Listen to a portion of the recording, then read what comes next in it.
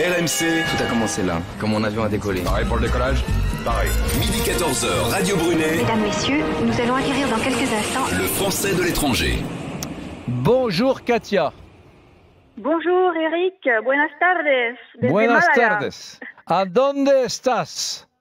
Estoy ahora en la terraza, sur la terrasse, devant un très joli jardin, un peu européen, un peu tropical, et au loin la mer bleue de nouveau après une petite pluie ce matin. Voilà, l'air est frais et est agréable. Alors, où es-tu exactement en Espagne? Ben, en fait, je suis tout au sud de l'Espagne, dans cette belle région d'Andalousie. Donc, il y a les régions, puis il y a les provinces, après, selon un peu comme les sous-préfectures en France. Et là, je suis à Malaga, donc, qui est la capitale de la province de Malaga. On n'est pas très loin de Séville, pas très loin de Grenade, mais bon, on n'a pas l'Alhambra ou la Mesquita ou les jardins de l'Alcazar, donc c'est peut-être un petit peu moins connu sur les circuits touristiques. Mais c'est une ville magnifique. Donc là, nous sommes à peu près 3 km du centre-ville historique, qui est complètement piétonnier. Ouais. Et... Malaga, vous avez le centre Pompidou éphémère? Voilà, alors éphémère, pas tant que ça, parce qu'il était là déjà pour 5 ans, puis cette année il a été renouvelé. Donc il y a une construction comme ça. Ils ont tout refait, le bord de mer pour la balade, et donc il y a cette construction hyper contemporaine qui est un cube comme ça multicolore de verre posé sur le port, et le musée est en souterrain. Donc là, il est encore là pour 5 ans. On espère que ça va continuer. Et puis, Malaga, c'est une ville, personnellement, que je trouve extraordinaire. Oui, attends. C'est une ville... Décris-la moi, parce que je t'avoue que je ne connais pas du tout. C'est comment d'abord? C'est au bord de la mer, on l'a compris. Donc c'est un port à l'origine industrielle. Hein. C'est pas un port, c'est pas une station balnéaire comme toutes ces stations du sud de l'Espagne. C'est un port industriel, mais qui a été réhabilité, restauré donc pour la vie actuelle, et puis avec le départ des industries. Et puis il y a un centre historique autour d'une cathédrale, mais aussi autour d'un théâtre romain qu'on peut voir comme ça à l'air libre. C'est comme un musée à ciel ouvert. Et à côté, il y a cette fameuse, enfin moi c'est mon monument préféré, la Alcazaba, qui est la forteresse héritée de la période musulmane, parce que bon, c'était une région musulmane jusqu'au XIIIe siècle. Et donc autour de ce cœur de ville, donc il comprend la cathédrale, le théâtre romain et la Alcazaba, s'est construit tout un cœur ancien qui est désormais piétonnier, et puis de part et d'autre le littoral. Et une partie un petit peu plus moderne, peut-être on pourrait comparer à la période haussmannienne, avec une très belle palmeraie, la mairie, le rectorat, des bâtiments Katia, très beaux encore. C'est du très très solide. Elle peut travailler pour le syndicat d'initiative de Malaga. Ah, complètement. Dis-moi, ma chère Katia, que fais-tu? Depuis combien de temps es-tu en Espagne, à Malaga, et que fais-tu dans la vie? En fait, j'ai vécu à Barcelone il y a fort longtemps, mais j'ai toujours gardé un attachement avec l'Espagne. Et puis, entre-temps, j'ai vécu au Canada, en Angleterre, en Suisse. Donc, je suis une vraie Française de l'étranger. Et là, il y a quelques années, avec mon mari, on a décidé de changer de vie, de faire un tour du monde et de trouver un endroit idéal pour vivre. Alors, on a vite réalisé que l'idéal n'existe pas, mais on est quand même tombés tous les deux assez amoureux justement du mode de vie andalou. C'est pas un mythe, les gens sont gentils, on va prendre des churros à 6 heures du soir, il y a les petits avec les grands-parents qui s'embrassent, le soir on sort, les gens dansent dans le flamenco, mais c'est vraiment un mode de vie extraordinaire au quotidien. On aurait bien aimé rentrer en France, mais bon, c'était moins Dis-moi, sympa. on parle beaucoup de la politique espagnole et de Vox, de la montée de l'extrême droite. Tu le sens, tu le respires, ça? Mais pas du tout, en fait. Même on était très étonnés. Donc moi, je suis pas très branchée. Je suis beaucoup plus la politique française, bizarrement. Mais quand même, je lis les journaux locaux. Et on était très étonnés de ce résultat parce qu'on sent pas en tout cas à Malaga, après peut-être qu'il y a des villages qui souffrent plus ou des banlieues qui souffrent, mais on sent pas de violence, de tension sociale. c'est pas quelque chose qui justement qu'on respire.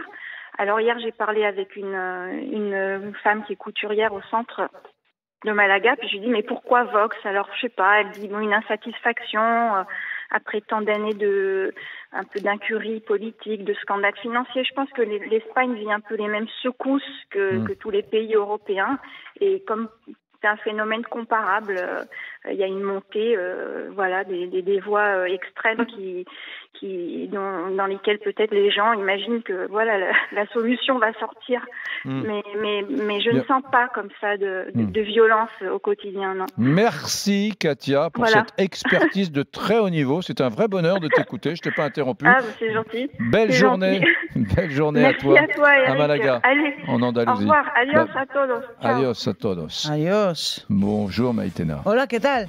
Muy bien. Muy bien, hombre. Dis-moi, Eric, est-ce que tu penses que ton prénom a des origines étrangères? Eric, ouais, je crois. C'était un peu la mode au milieu des 60s. Alémanique. Moi qui suis gascon, je sais pas. Eric, Prince Eric, ouais, ça doit être un truc comme ça, non? Ah, t'es gay? Ouais. Non, je suis pas gay, non. Prince Eric était pas gay? Je crois, peut-être. Oui. Mais Emma et Gabriel sont à la une des prénoms les plus donnés. C'est quoi Emma, le premier prénom donné pour les filles. Et après, c'est Louise, Jade. Et puis pour les garçons, c'est Gabriel, Louis, Raphaël. Moi, j'ai gagné bingo, je suis dans les deux. T'as 2 enfants qui s'appellent. Et j'ai Lucas aussi, il est 6e. Lucas est 6e. Voilà. Bon, après, il y en a 2 autres, c'est un peu plus compliqué. Marin, est-ce bien français? Yacine, d'où est-ce que ça vient? On ne sait pas. Nous allons parler de l'origine des prénoms. Est-ce que les prénoms sont synonymes, oui ou non, d'intégration? On revient sur cette idée qu'il vaut mieux, pour être français, s'appeler Eric et Sophie que Maïtena et Abdelkarim. Eh bien entendu, je suis pas d'accord, parce que je m'appelle Maïtena. Mais voilà. C'est un joli prénom. Mais oui, absolument. Mais tes parents étaient bourrés, c'est tout. Mes parents étaient basques, surtout. Ouais. C'est basque, Maïtena? Bah oui, c'est basque. Et Maïté, c'est quoi? C'est landais? Maïté, c'est béarnais. C'est béarnais, voilà. d'accord. Maïté, c'est le verbe aimer, et Maïtena, ça veut dire Marie la plus aimée. Ça veut dire quoi? Marie la plus aimée. Ça t'étonne pas du tout? C'est usurpé comme. Pas du tout, surtout quand tu sais que Birabin, ça veut dire tourne le vent. Donc Marie la plus aimée, tourne le vent. J'ai un vrai prénom et nom d'allumeuse. Je vous attends. Je me sens un peu con avec mon Eric Brunet. Je me sens un peu minable. Ben voilà, je suis contente de te l'avoir dit. Salut mon gars. Allez, rendez-vous 32-16. RMC. Vous écoutez RMC, il est 14h, passé de 2 petites minutes. À la radio, sur votre portable, votre tablette, sur Internet, RMC. Les infos tout de suite avec Véronique Verdun. Salut Véro. Bonjour Maïtena, bonjour à tous. Les pompiers qui ont lutté contre l'incendie de Notre-Dame vont se voir remettre la médaille d'honneur pour leur acte de courage et leur dévouement. 250 pompiers reçus à l'Élysée, des pompiers exemplaires sous le regard du monde entier. Selon le président Emmanuel Macron, le chef de l'État fait savoir qu'il a aussi invité le pape François. Il lui a parlé hier au téléphone. Le pape viendra, je cite, en temps voulu. Plus de 850 millions d'euros de dons ont déjà été enregistrés. Et après la famille Pinault, c'est au tour de la famille Arnault d'annoncer qu'il ne compte pas défiscaliser. Bernard Arnault dénonce une fausse polémique. Le PDG de LVMH juge consternant de se faire critiquer pour les dons promis. L'hommage continue. Une cérémonie est organisée cet après-midi par la mairie de Paris sur le parvis de l'hôtel de ville. Ce sera à partir de 16h15. Le temps n'efface rien. Un homme de 92 ans, allemand, ancien gardien SS dans un camp de concentration, vient d'être inculpé de complicité de meurtre. Plus de 5200 personnes ont été tuées dans ce camp pendant la Seconde Guerre mondiale. L'agence du médicament appelle à la vigilance. Kétoprofène, ibuprofène, ces 2 médicaments anti-inflammatoires pourraient favoriser des complications infectieuses graves. Pour l'ASM, il vaut mieux prendre du paracétamol en cas de douleur ou de fièvre. Pour les courses RMC, où c'est à Saint-Cloud aujourd'hui, on retrouve Cédric Yetta. Ouais, avec l'arrivée du Quintet, la première course du programme, c'est le 4 Musicaline qui a attendu à 300 mètres de l'arrivée. Cette pouliche de 4 ans a placé une vive accélération pour s'imposer à 12 contre 1 avec Christiane Desmureaux en selle. La deuxième place pour le 2 Kabir à 14 contre 1. La troisième pour le 16 Moral Gagnant qui a animé les débats à 23 contre 1. La quatrième pour le 3 Gézélita qui a bien fini à 8 contre 1 pour ravir la quatrième place au 13 El Magnifico à 11 contre 1. L'arrivée du Quintet 4, 2, 16, 3 et 13. Merci beaucoup Cédric. T'as pris du Fanta, de l'Orangina. Qu'est-ce que t'as bu là? T'as une patate, un truc invraisemblable. La forme, il fait beau. Ah oui, c'est ça en fait. D'accord, ok, t'es dehors. Génial. Merci Cédric, donc merci Véronique. On vous retrouve dans 1 heure. RMC, 14h, 16h. M comme Maïtena. Maïtena Birabin. Salut à vous tous, ravi de vous retrouver tous les jours à partir de 14h sur RMC pour parler de l'actu et rencontrer ceux qui la font. Nous sommes ensemble jusqu'à 16h. Que de jolis prénoms je vais énumérer là. Capucine, Manon, Rémi, Aurélien, Julie. Ça sent bon la France. Bonjour messieurs, dames. Comment allons-nous ? Salut, Je me suis exclue parce que j'ai un drôle de prénom, un prénom un peu chelou, mais il est pourtant bien français, puisqu'il est basque. Mais on pourrait dire aussi de l'autre côté de la frontière qu'il est espagnol, puisqu'il y a des basques espagnols. Donc d'où vient ce prénom ? Je ne sais pas, mais je le porte et je suis française.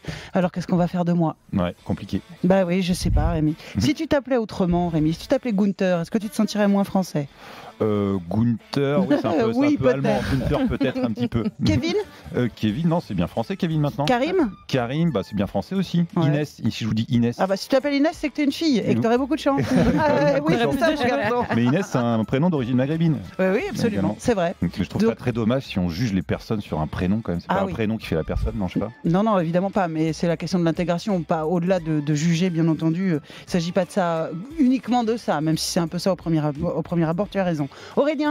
Moi, je trouve que il y a de la mondialisation dans tout le monde aujourd'hui marche tous ensemble. Pourquoi est-ce que ce serait différent avec les prénoms ? Toi, accueillons tout le monde. Toi, t'as un prénom lourd quand même, un peu Aurélien. C'est un peu. Pourquoi ? Bah, je sais pas. Pour moi, c'est Marc Aurèle, non ? C'est pas ça ? Pourquoi tu t'appelles Aurélien ? Ouais, pour ça. Hein, tu vois ? Alors, pourquoi toi-même, Inès ? Capucine ? Moi, j'ai un prénom assez original. J'ai toujours été la seule dans ma classe à m'appeler Capucine. Un nom de fleur, on rappelle. Un nom de fleur, exactement. À l'époque, en plus, il y en avait vraiment pas beaucoup. Aujourd'hui, c'est devenu un peu à la mode. J'ai habité l'Angleterre, où autant te dire que le nom Capucine était imprononçable. Capucine ? Non, pas du tout. Capucine, imprononçable. En anglais, ça se dit nasturtium, et pour eux, c'est pas un prénom, en fait. Ouais. Donc, du coup, je me suis toujours sentie un peu à part. Je comprends. On profite de l'occasion pour dire à Cécile Duflo, si elle nous écoute, qu'elle nous appelle au 32-16 pour sa fille qui s'appelle Térébenthine. N'hésitez pas, Cécile, on vous attend. Manon. Moi, j'ai pas un prénom très original pour l'époque d'aujourd'hui. Mais tellement joli. Mais quand j'étais plus petite, j'étais la seule Manon. Je suis une des premières générations à m'appeler Manon. Et je crois que, voilà, moi, j'aime bien l'idée qu'il y ait plein de prénoms différents. Et je crois qu'il faut cultiver cette différence. Pas parce que tu t'appelles comme ci ou comme ça que tu es plus ou moins français. Il faut arrêter. Les prénoms sont-ils synonymes d'intégration ? Je vous attends. 32-16.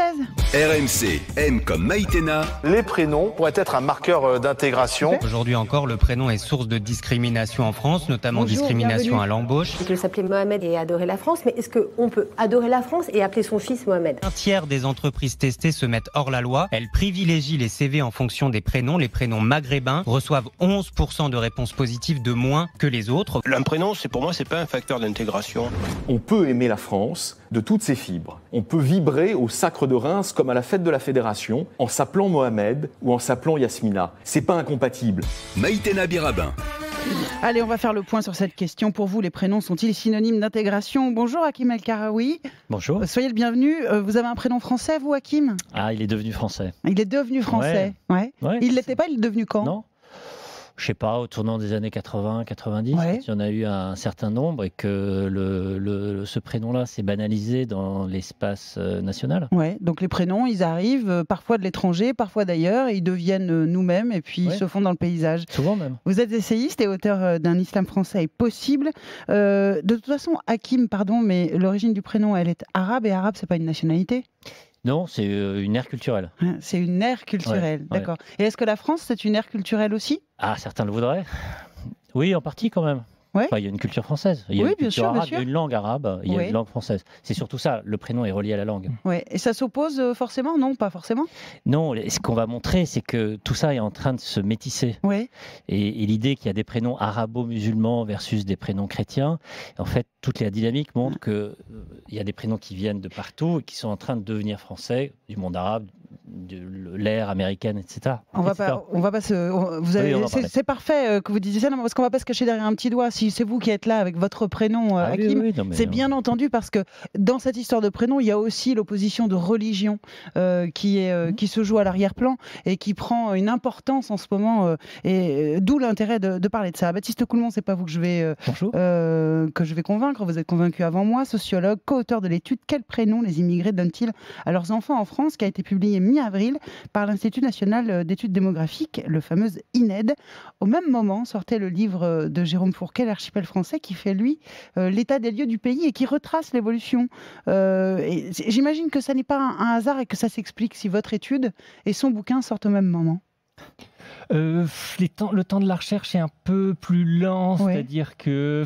Non, mais au dehors du temps de la recherche, vous avez eu la même idée au même moment, il y a bien un truc dans l'air, quoi, autour des prénoms et du changement de la France. Les prénoms sont devenus des sortes d'objets politiques dont on parle parce qu'en fait, on s'appelle par le prénom et on l'utilise tout le temps. En 1900, ça aurait eu aucun sens.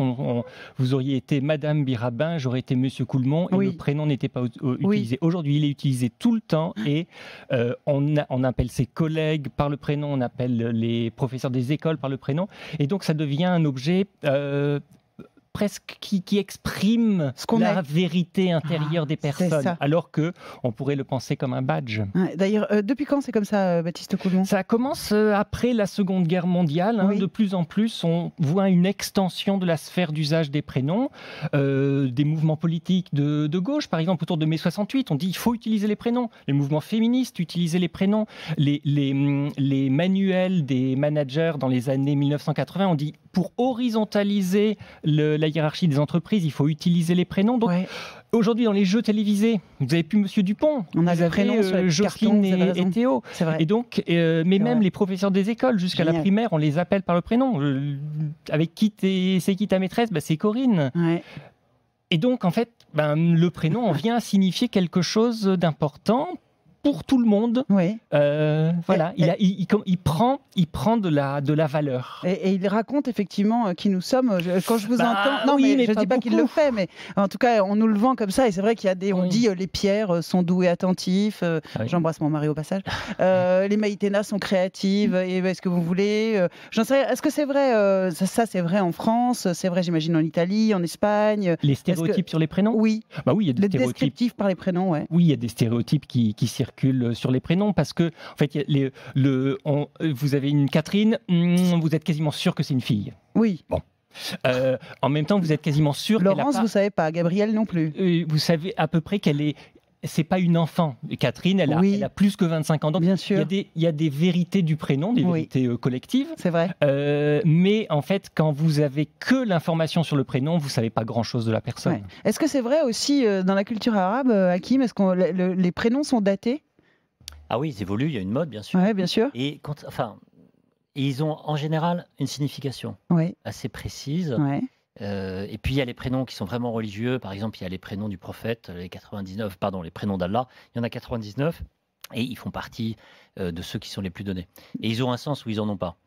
Mais après, il y a une mode, oui, bien sûr. Il y a une mode. Khalid est avec nous, bonjour. Alors, j'ai dit Khalid, en fait, je dis Khalid, moi, mais bon, comment je dis votre prénom, Khalid ? Oui, c'est Khalid ou Khalid, oui, il n'y a pas de souci. Ok, super. Alors, si je le dis à la française, je le dis comment ? Khalid en arabe et puis Khalid en français. J'adore, c'est génial. K-H-A-L-I-D. C'est pour ça que c'est... Enfin, je ne sais pas faire le son, moi, mais... Alors, racontez-nous, ce prénom, vous l'avez depuis que vous êtes né, j'imagine, Khalid. Oui, bien sûr. Et il vous empêche ou il vous permet d'être français ? Eh bien, écoutez, moi, je me sens français avant tout, il n'y a pas de souci. C'est pas que... Je suis arrivé en France à l'âge de 25 ans. Donc, j'ai fait des études au Maroc, je suis arrivé en France, mais j'adore ce pays plus que tout. Il n'y a aucun problème, sans nier mes origines, bien évidemment. Oui, bien sûr. Donc, voilà, des fois, moi, je suis grutier, je travaille dans le génie civil, je suis grutier de grande hauteur, donc je travaille par intérim, ça fait plus de 20 ans que je travaille par intérim. Et des fois, j'ai été confronté à ce genre de problème. Donc, la dernière en date, j'arrive sur un chantier. Le chef de chantier me dit, oui, j'ai entendu dire du bien de ta part, mais voilà, est-ce que tu fais le ramadan ? Je lui dis, la question qui se pose, est-ce que je suis agressif pendant le ramadan ? Voilà. Ouais, en fait, la question du chef de chantier, c'est est-ce que pendant il y aura le ramadan, est-ce que toi tu mangeras pas? Et donc, est-ce que tu seras fatigué? Est-ce que tu seras sur les nerfs? Et est-ce que ça va créer un problème? Je résume la question pour ceux qui ne comprendraient pas ce que vous voulez nous dire. Sachant qu'il est grutier. Sachant que vous êtes grutier et que de toute façon, vos collègues ils sont en bas et vous êtes en haut. C'est vrai que c'est idiot. Oui, cela dit, il y a quelques personnes quand même qui voilà, ça déborde un petit peu pendant le ramadan, cela dit. Donc, moi, je me situe dans les dégâts un peu collatéraux, si vous voulez, de la chose, sans rentrer dans les détails. On va rappeler par ailleurs qu'on peut s'appeler Khalid et pas être musulman. Hein. Enfin, on le dit au passage. Voilà, moi, je ne fais pas le ramadan, je ne suis pas très religieux, donc voilà, je ne rentre pas dans les détails, chacun fait ce qu'il veut. Ce que vous voulez nous dire, Khalid, c'est que votre prénom induit ce genre de questions. Mon prénom d'origine arabe fait qu'on va me questionner sur ma culture musulmane a priori, c'est ça? Voilà, tout à fait. Alors qu'un Christophe, on ne va pas lui demander s'il fait le jeûne le vendredi ou pendant la semaine sainte. C'est vrai que c'est des questions qu'on ne posera pas. C'est une réalité. C'est la seule différence à laquelle vous êtes confronté? Oui, non, mais il y a ça. Il y a après aussi quand là je suis propriétaire de ma maison, mais avant je cherchais donc dans des lieux un peu tranquilles, un logement. Voilà, la dernière, il y a une fois par exemple, je cherchais dans un ensemble de copropriétés. On m'a dit qu'il n'y avait pas de logement, donc il fallait attendre, alors que je suis arrivé avec une liste de logements vides. Oui, c'est ça.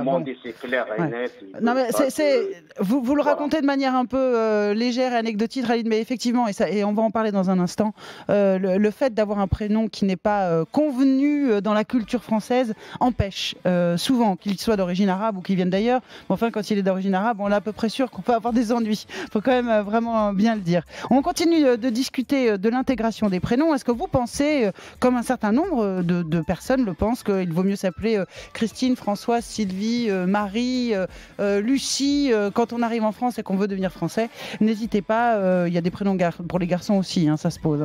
Vous écoutez RMC, il est 14h passé de 15 minutes. RMC, 14h, 16h, M comme Maïtena.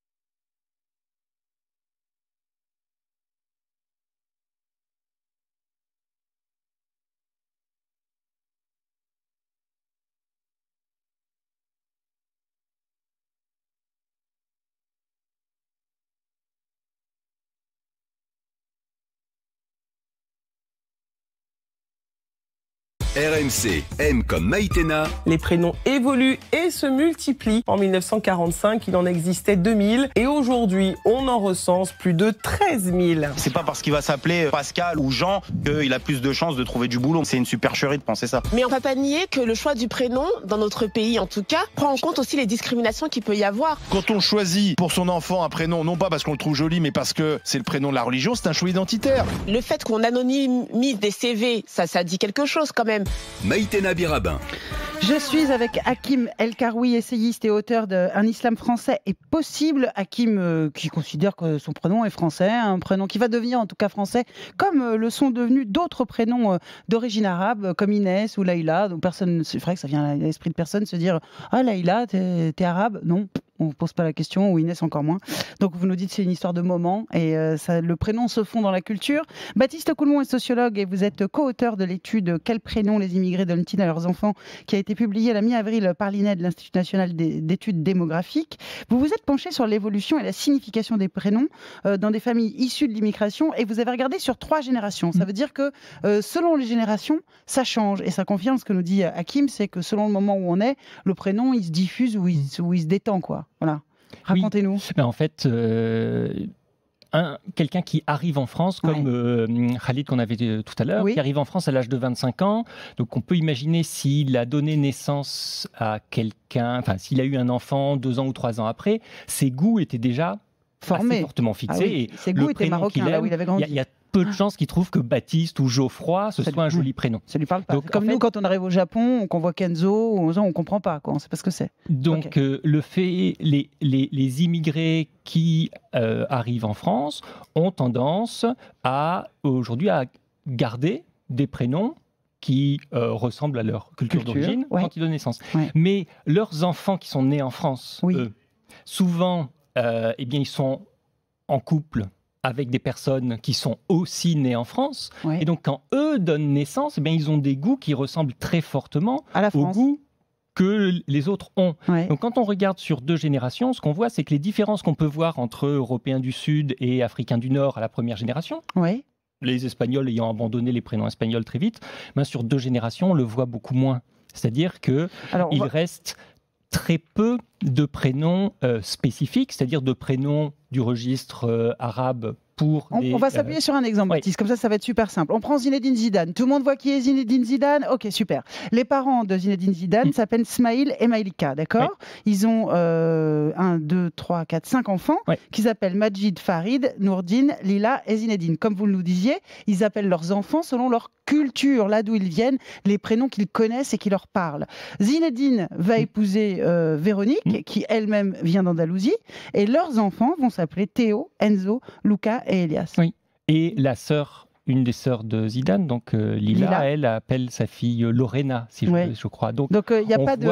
C'est pas le cas majoritaire. C'est pas le cas majoritaire. Qu'est-ce que vous voulez dire par là, Hakim El Karoui ? Le cas majoritaire, c'est que la 2e, la 3e génération, on parle des gens qui viennent du Maghreb, continuent à utiliser des prénoms qui sont dans la sphère culturelle du monde arabe. Mais c'est plus les mêmes. C'est-à-dire qu'ils ne s'appellent pas Abdelkader, Smaïl ou Malika. Aujourd'hui, ils s'appellent Inès, Ryan, Yanis, etc. Qu'est-ce qu'on voit ? En fait, on voit le métissage.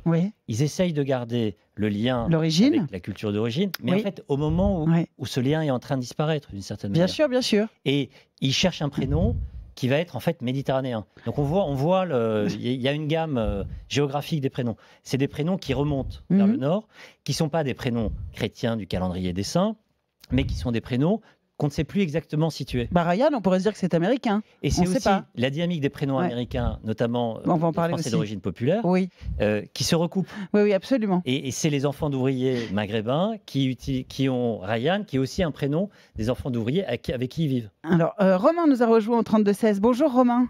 Bonjour Maïtena. Soyez le bienvenu. Merci, je suis très très heureux de vous avoir, parce que je suis fidèle auditeur d'RMC, en général, du matin jusqu'au soir. Dis donc. Ça me fait plaisir. Merci Romain, c'est adorable. Voilà, donc c'était pour réagir à ce débat qui, je trouve, un très bon débat, car moi-même, mes grands-parents du côté de mon père étaient libanais et syriens. Oui. Donc de culture, on va dire, arabo-musulmane. Lorsqu'ils sont arrivés en France, donc c'était après la Seconde Guerre mondiale, ils sont arrivés dans le but déjà de s'intégrer. Par amour, mon grand-père était un fervent admirateur du général de Gaulle. Ouais. Donc ils sont arrivés dans le but d'avoir une nouvelle vie et que leurs enfants donc grandissent sous la République avec les valeurs républicaines. Oui. C'était une priorité. Oui. Donc pour cela, ils n'ont pas renié du tout le fait d'être libano-syriens. Ils ont donné un prénom, connotation donc plutôt musulmane, en deuxième prénom, et en premier prénom français. Oui. De type avec du calendrier, quoi. Et vous, Romain, est-ce que vous avez un prénom d'origine arabe? Romain, c'est Romain. Non, parce qu'après, mon père s'est marié avec une Française, d'origine française, donc mon deuxième prénom est français. Mais elle s'appelle Fanny. Mon père s'appelle Victor Osman. Ah. Et tous mes oncles et mes tantes sont pareils, un prénom français et arabe. Et vous trouvez ça bien, Romain? Qu'est-ce que vous en pensez, vous? Alors, je trouve ça bien, car c'est pas parce que c'est mes grands-parents que je vais dire ça. Mais non, bien sûr. Mais je trouve que c'est une forme de respect envers la République. C'est une forme de juste de respect pour le pays qui les a accueillis et avec lequel ils ont pu faire grandir leur enfant. Et est-ce que alors c'est très intéressant, Romain, ce que vous voulez dire, parce que vous savez que ça avait été, c'est une thématique en tout cas à droite, voire à l'extrême droite chez les Républicains, mais aussi au Rassemblement National, sans parler du monsieur qui écrit et qui fait des cartons en librairie, qui trouve que de s'appeler autrement que par un prénom catholique, c'est faire une insulte à la France. Il faut qu'on se cale sur les périodes. Pour vous suivre, Romain, au moment où il y a eu toute cette polémique autour des prénoms, moi j'ai un ami français qui s'appelle Abdellah et qui a des enfants et à qui il donne tous ses enfants ont un prénom arabe. Et à un moment, je dis à Abdellah, mais pourquoi t'appelles toujours tous tes enfants, tu leur donnes des prénoms arabes? Et il m'a répondu, pour qu'ils se souviennent qu'ils sont d'origine arabe. Parce que ses enfants sont français, en fait. Pour lui, c'est pas une question. Et ils vivent en France, et leurs coutumes, elles seront françaises, et la culture, elle sera française. Donc, ce qu'il veut leur laisser, c'est un prénom de ses origines. Exactement de la même manière que mes parents ont choisi de m'appeler Maïtena, parce que mon père était basque et qui voulait que je garde mes origines, sans jamais penser contre la société française, mais pour se souvenir des origines. Donc, il y a aussi une manière de percevoir de notre part qui est crispé dans une société crispée et cool dans une société cool, Baptiste Coulmont. Oui, parfois le prénom c'est la seule chose qui reste quand il n'y a plus la langue, quand il n'y a plus le lien. On l'a vu, on le voit un peu avec les Basques. Vous avez raison, Abdellah il parle pas arabe par exemple. On le voit avec les Bretons. Il y a une mode des prénoms bretons dans les années 90-2000 qui commence à disparaître. Oui, mais c'est bien ça d'ailleurs, on est content. Je rigole. Ce que l'on voit aussi, c'est que la capacité à transmettre un prénom sur plusieurs générations, c'est difficile aujourd'hui. Les prénoms sont tellement variés qu'il y a un jeu infini qui peut se faire sur des sonorités et des références. On va revenir un instant sur ce que vous venez de nous dire, Baptiste Coulmont. On va en reparler parce qu'effectivement, les prénoms, avant, il y avait une liste très simple. C'était le calendrier des saints. Aujourd'hui, elle a bien explosé, la liste. Est-ce que c'est un bien, est-ce que c'est un mal? J'en sais rien. Mais en tout cas, nous avons le choix pour les prénoms de nos enfants très, très largement. Merci infiniment à Romain d'avoir été avec nous. Bravo pour votre prénom qui est très joli. Vous en auriez un autre, je vous aurais dit exactement la même chose. Vous écoutez RMC, il est 14h27. RMC, 14h-16h, M comme Maïtena.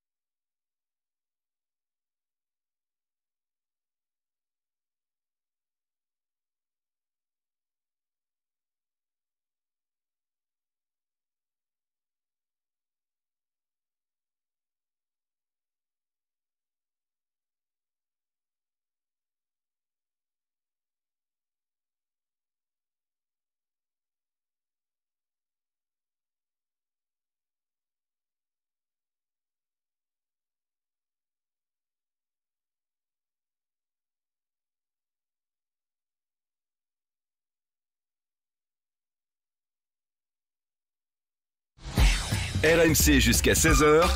M comme Maïtena. Maïtena Birabin. Le prénom est-il une forme d'intégration? À ceux qui arrivent en France et qui ont des enfants, vous dites donnez des prénoms français, bougre, que diable, j'ai envie de vous dire, c'est de la pipe. Ou alors vous dites appelez-les bien comme vous voulez, qu'est-ce qu'importe. Au contraire, la langue française, la liste des prénoms français, c'est largement ouverte et agrandie et s'enrichit des prénoms des autres, comme Inès par exemple, qui est un prénom arabe, d'origine arabe, ou encore Ryan, qui est un prénom qui peut être d'origine arabe, mais qui peut également être un prénom anglo-saxon et qui n'empêche personne ni d'apprendre le code de la route, ni de connaître la Marseillaise. Ou au contraire, ça vous choque et vous dites non, il faut, c'est important. Comme nous le disait il y a un instant Baptiste, non c'est pas Baptiste, c'est Romain, merci, qui nous disait, moi mes grands-parents étaient libanais, ils nous ont donné des prénoms, ils ont donné à mes parents des prénoms français par respect pour la République. Alors vous allez réagir à ça, Hakim El Karoui, vous êtes essayiste et auteur d'un Islam français est possible. Baptiste Coulmont est sociologue, co-auteur de l'étude de l'INED sur les prénoms d'immigrés. Vous pensez que, vous réfutez vous cette idée de par respect pour le pays dans lequel on arrive, quand on souhaite s'intégrer, on prenne des prénoms du coin? Non, disons, je réfute pas ce que disait Romain, parce que je pense que c'était vrai dans son cas ou dans celui de ses parents ou de ses grands-parents. Je pense qu'on peut être un très bon Français, vouloir assurer le lien avec la culture d'origine en transmettant un prénom qui n'est pas issu du calendrier des saints, mais de la culture d'origine, qu'elle vienne du monde arabe, qu'elle vienne d'Asie, qu'elle vienne d'Amérique latine. Je pense que la question, c'est pas le respect. La question, c'est plutôt quelle identité on a et on transmet à son enfant. Sachant que le paradoxe du prénom, c'est que c'est la deuxième génération qui porte le prénom, mais le prénom est choisi par la première génération, par les parents. Et donc, c'est les parents qui donnent une identité à travers le prénom. Après, qu'est-ce qui se passe en France? Qu'est-ce qui fait peur, mais aussi qu'est-ce qui se passe?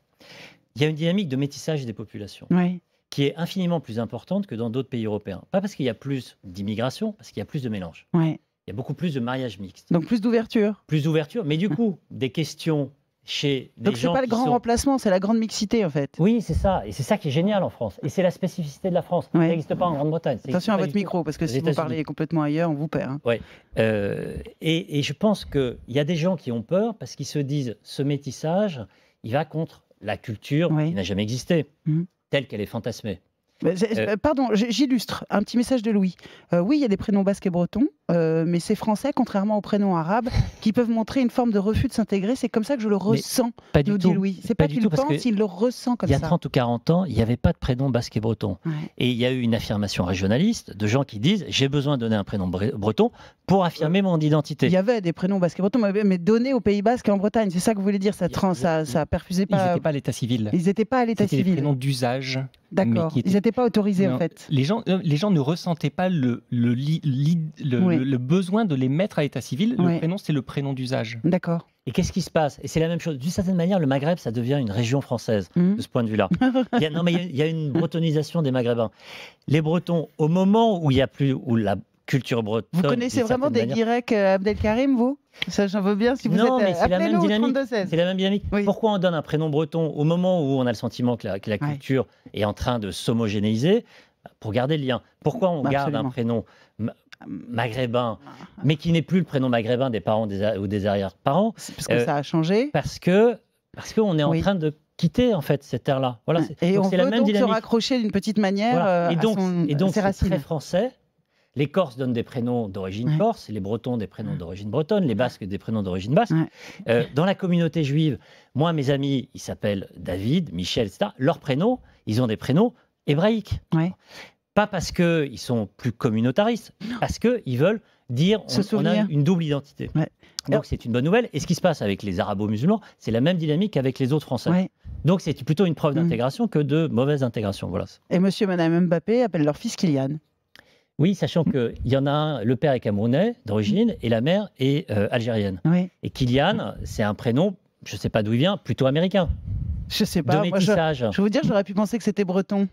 Oui, on ne sait pas trop. Ça vient d'où, Baptiste Coulmont? Ça peut être celtique, il y a peut-être un Saint-Kilian. C'est ça, mais ce sont des prénoms on va dire, qui ont une signification flottante. Et là, la signification, c'est principalement le monde anglo-saxon. Oui, alors ça, c'est vrai. Wilfried nous envoie un message en disant comme ma fille, Méline, avec ma femme, on voulait lui donner un prénom d'origine arabe, alors que nous sommes français, je pense qu'il veut dire chrétien, tous les deux d'origine française, donc chrétienne. On aimait bien ces prénoms, mais on a eu peur de la discrimination, donc vous n'avez pas appelé votre fille Esmeralda ou Fatima, bon, voilà. Esmeralda, c'est pas arabe. Non, c'est pas arabe, mais je pensais... non, mais j'entends bien, mais c'était...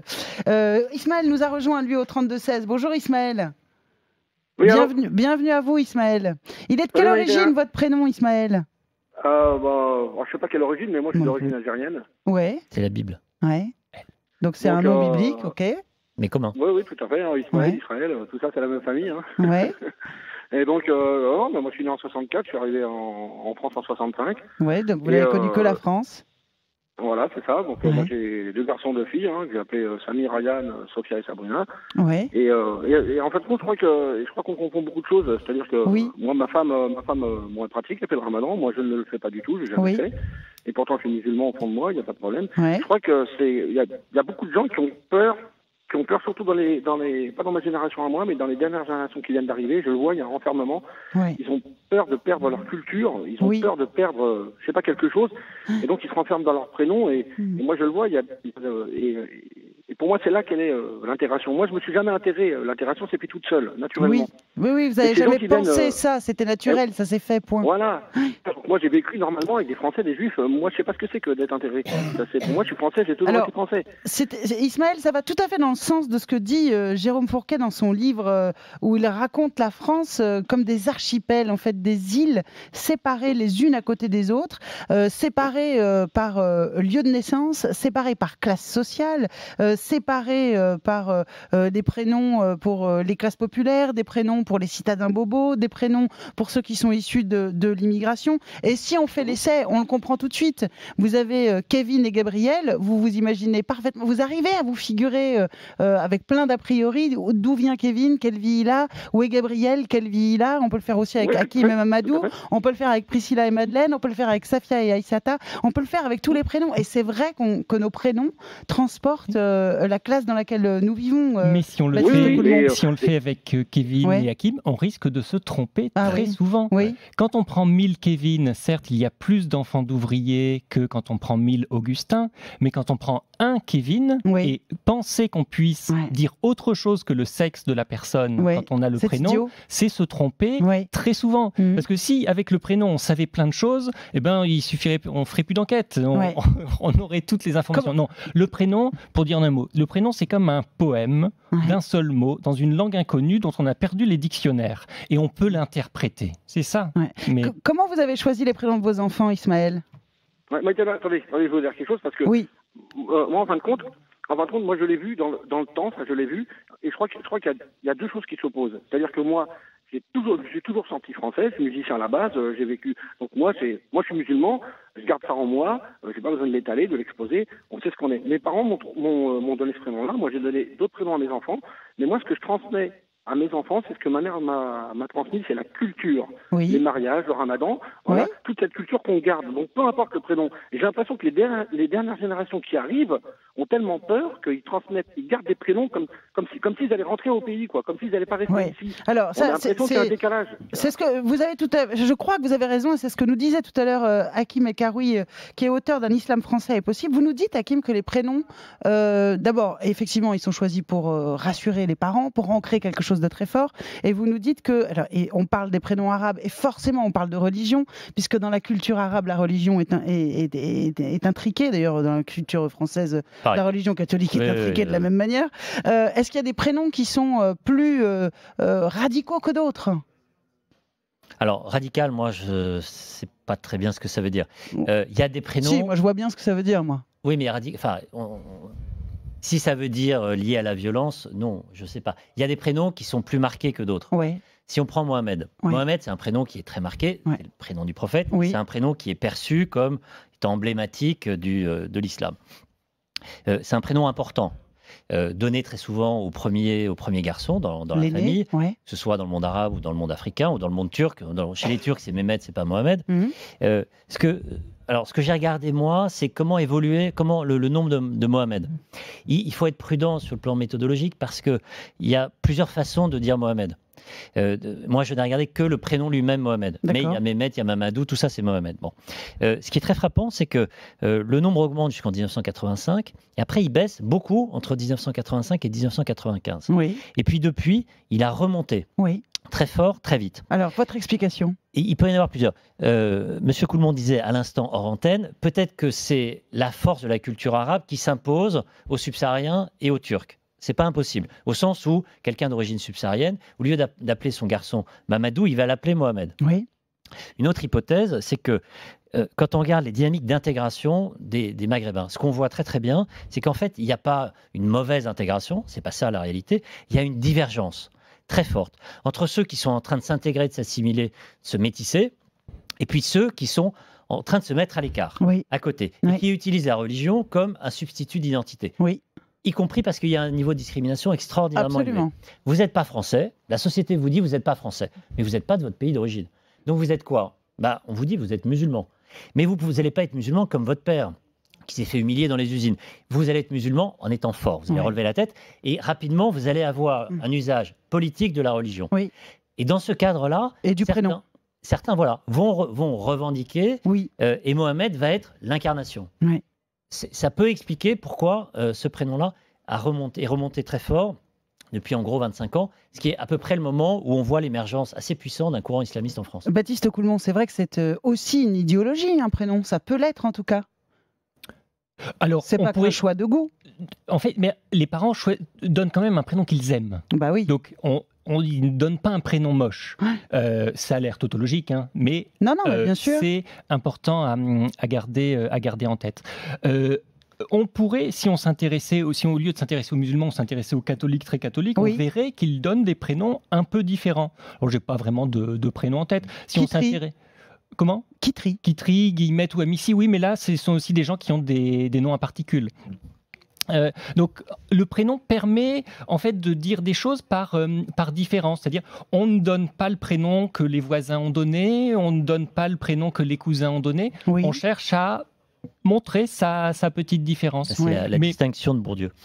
Mais quand on n'a que le prénom, on risque de le surinterpréter. C'est-à-dire il faut d'autres informations. Oui, j'entends ce que vous dites. J'entends ce que vous dites, mais on peut aussi, quand on donne un prénom, se dire aussi qu'on n'a qu'un prénom à donner, et donc aussi surinterpréter le prénom qu'on va donner, mettre beaucoup de choses dans le prénom qu'on va donner à son enfant et lui faire porter beaucoup de choses. Absolument. Hakim, vous voulez réagir à ça? Non, mais c'est pour ça que c'est un sujet qui est intéressant. Ah bah oui, c'est un sujet qui est intéressant. Et pourquoi il y a une police des prénoms en ce moment alors?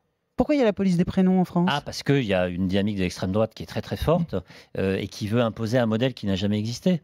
Et qui veut démontrer que parce qu'on a des prénoms d'origine étrangère, on est dans le grand remplacement. Il y a toujours eu des Absatou en France, mais ce n'était pas un problème avant, ça devient un problème aujourd'hui. Oui, il y a eu moins par ailleurs, faut dire la réalité des choses aussi. L'extrême droite dans les années 30 regrettait le fait que les immigrés au contraire prennent des noms français, avec l'idée qu'on ne peut plus les repérer. Donc quel que soit le choix que les immigrés, les enfants d'immigrés font, les mouvements nationalistes trouveront que c'est le mauvais choix. Alors, d'un côté on les voit trop, de l'autre côté on ne les voit pas assez. On en profite pour rappeler ce que vous nous avez dit tout à l'heure, aux Basques, aux Bretons et aux Corses, que leur prénom, dont le mien, n'était pas donnable il y a quelques années, puisque la France ne les acceptait pas. Donc c'était... ça n'a pas posé problème pendant très longtemps, parce que l'état civil n'était pas le lieu de la vérité de soi. Aujourd'hui, on croit que dans l'acte de naissance se trouve sa vérité et qu'on dit qui on est. Alors que ce n'est pas le but de l'état civil. Merci beaucoup Ismaël d'avoir été avec nous. Passionnant ce que vous nous avez amené. Je vais me tourner du côté de Hamza qui est avec nous. Bonjour Hamza. Oui, bonjour. Soyez le bienvenu. Ah bah vous voyez, j'étais persuadée que vous étiez une fille. J'étais persuadée qu'Hamza c'était un prénom de fille. Alors c'est une chance, vous savez, d'être une fille. C'est une chance. Comment ça, mais non. Après par la suite, vous allez vous dire que c'est encore bizarre. Quoi? Parce que moi, je m'appelle Hamza. Oui. Je suis marié à une femme française, d'origine française, de père et de mère. Oui. Et ma femme s'appelle Sofiane. Oui, c'est rigolo. Sofiane, c'est un prénom. Oui. plus donné à des gens qui sont, on va dire, maghrébins ou de confession Absolument. musulmane. Donc à chaque fois, quand ils voient que Sofiane c'est une fille, donc les gens restent un petit peu surpris. C'est rigolo, vous lui direz ce soir. On m'a pris pour une fille.